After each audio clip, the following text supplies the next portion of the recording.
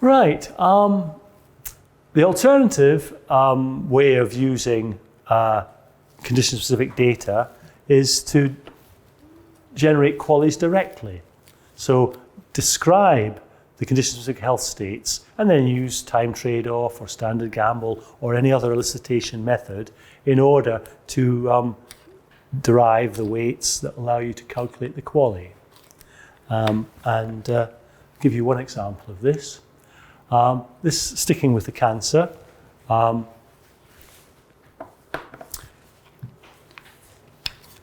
Still using the QLQ-C30. So with the QLQ-C30, remember, you've got all this data here. You've got 30 items, really quite rich data.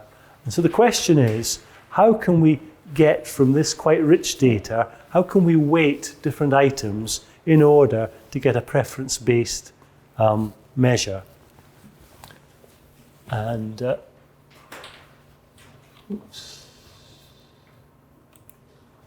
that's what has happened with something called the EORTC8D. They developed an 8-dimensional measure. So what they did first of all was take the initial 30 items, which is too much information, too many potential combinations, etc., and reduce that down to 10 items. Essentially, what they're saying is, of these 30 questions in the QLQ-C30, 10 of them contain more information than the rest. Some items might in a way be duplicating, so you could get rid of them because they're not adding. Or some items may not be adding just very much knowledge or information. And so that gets them down from 30 items to 10. They then allocated 6 of the items to particular dimensions, and another 2 dimensions were based on a combination of 2 items. So this item reduction took place, and they end up with a measure that's got 8 attributes with 4 or 5 levels for each attribute. Compare that with the EQ5D5L, 5 attributes, 5 levels.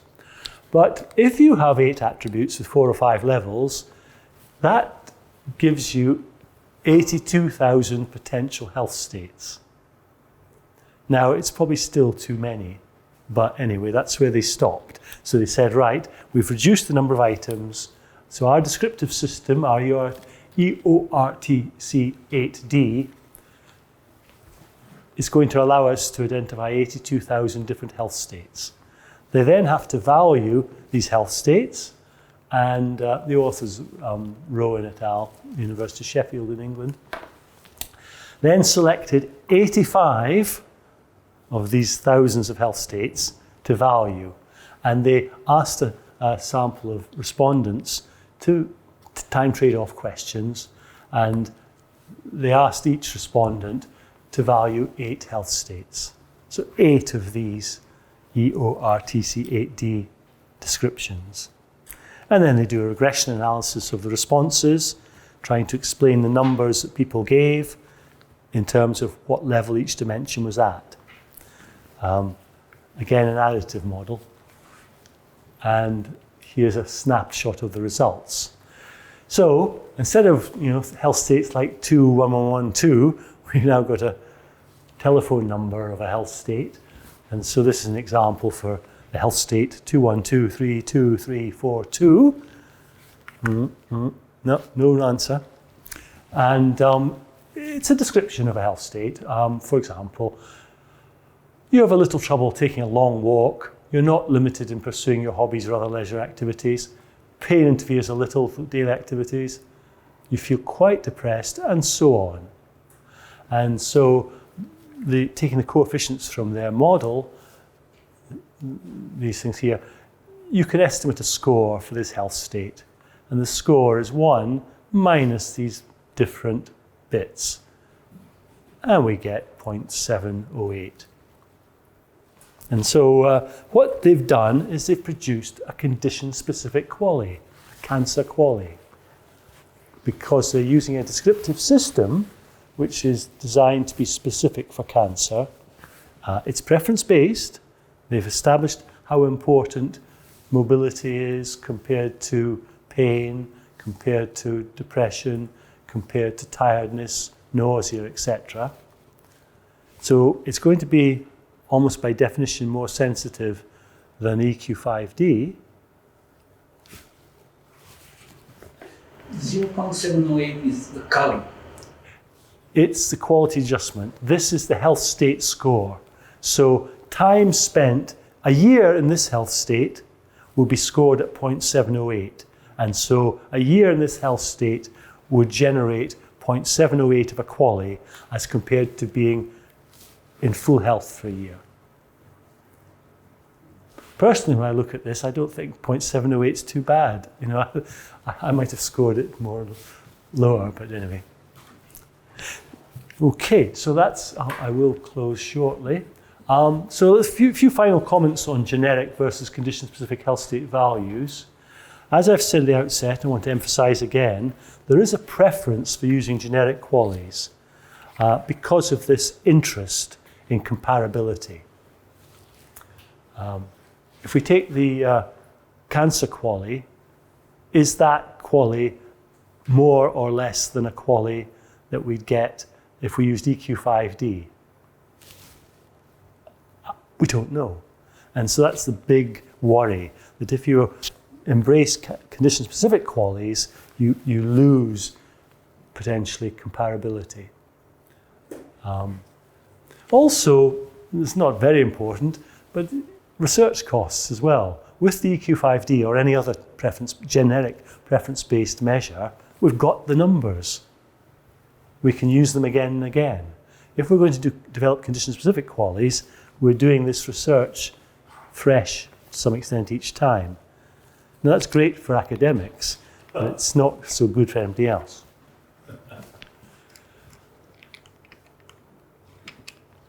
Condition-specific data, however, is richer. Typically, the data will be available at many more points in time. For example, QLQ-C30, you may have routinely collected every time the patient came in contact with the health care provider. EQ5D, you've had to bargain with the trialists to collect it at baseline and maybe once at 1 year or something. But of course, the big reason for condition-specific data being possibly better is it addresses directly the concerns of the patient. Now, EQ5D has been criticised quite widely for not explicitly including fatigue. And fatigue or tiredness is particularly important in the cancer area. Of course, EQ5D is still picking it up, because if you're really tired, that's going to have an impact on usual activities, maybe on mobility. It might have an impact on how anxious you are, etc. But it's not being picked up directly. And so I wouldn't, while I'm sort of embracing generic preference-based measures, I wouldn't try and argue that across the board they're better. I just think on balance it might be better working with them rather than moving to condition-specific. A few reasons here why condition-specific may not be better. You might design a measure that picks up lots of change, but the change is not actually very important. In a way, a merit of the EQ5D or some other generic measures is it needs something quite big to move it, to change it. And so you can be pretty sure if you're picking it up with EQ5D that it's a bit more real. Whereas some of the change you might pick up with a very sensitive measure may not be too important. The other problem with condition-specific measures is they might pick up important changes, but they may miss some important changes because they don't always capture the general health of the patient. They're so focused on condition-specific items, they can miss perhaps the impact of some comorbidities on general health. So they may not be broad enough. I think the final point I'd make here is it's not the best argument, but decision makers are used to using generic measures. They think they know how to interpret them. They're less sure about how to interpret condition specific. And there's a summary. At least in the UK, there's a clear hierarchy. I'm not saying it should be the same everywhere else, but patient-reported EQ5D valued using public preferences. This is something I haven't gone into actually, public versus patient preferences, but public preferences. Then if you haven't got those data, EQ5D from the literature, if you haven't got that, map from other measures to EQ5D. And the least attractive is to look at alternatives to 5D, but then you need some evidence as to why the alternatives are better. And that's a good point to stop. One, because it is time for lunch, but two, we're going to look at alternatives in the afternoon at 1 o'clock. Two alternatives, main alternatives, using money to value health outcomes, and the second one, using measures of life satisfaction or well-being, or alternately, possibly considering using happiness measures. Okay, so we stop there. Quick question? Yesterday, you introduced which is an example of MDS, and I believe it's a congenital disease, so it would be difficult to assess the value of each space. So, could you show some idea for such difficult situations? So, children. in children, yes, right. There are various measures in children, but there's one generic preference-based measure. Sorry for those people who, I'll find it somehow. And that's it, yeah. This thing, CHU9D, is the Child Health Utility Index, 9 dimensions.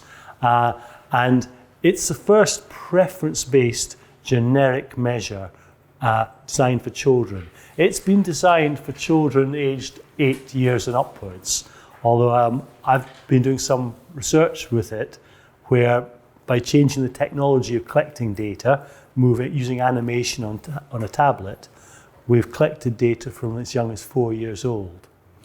Now, the dimensions of this and the levels have been carefully chosen to be more relevant to children. Everything else is an adult measure, and what's relevant for adult may not be relevant at all for children, or certainly less relevant.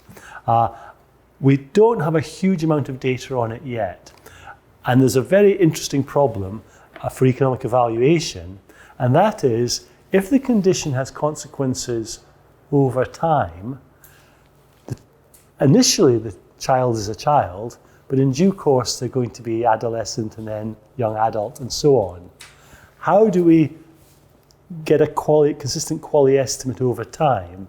Because if we start by measuring the CHU9D, it's very relevant to them, but then as they become adult or nearer adulthood, do we change to a different measure? So there's a lot of problems we haven't faced yet. But I think with respect to specific question, I think things like EQ5D, they have been used with children, but they're not designed for children. CHU9D is probably the best bet. There are a lot of other measures, things like PEDS QL, but it's not a preference-based measure. It's back to a measure where you score different items and you treat all items equally and add them up. Alternatively, can we use overall survival rather than quality adjusted survival in MD situation? No. Certainly we can, but the counter-argument is there's more important. We don't just care about life or death or survival. We're interested in the nature of the survival. So there are a lot of studies that do calculate, for example, as a measure of cost effectiveness, the cost of an additional life year. And so it's just a year of life. It's saying nothing about how that year of life is lived, but it's a cost per additional year of life. And that's certainly a possibility. But for many conditions, people feel, I think correctly, that you've got to consider something about the nature of the life as well, and not just whether somebody's alive or dead. But with respect to some pediatric conditions, maybe that's the best we can do, just look at life years gained and focus on that. Yeah. Okay, thank you for your question. Okay, right, thanks very much. We resume in an hour, yes, 1 o'clock. Okay, thanks.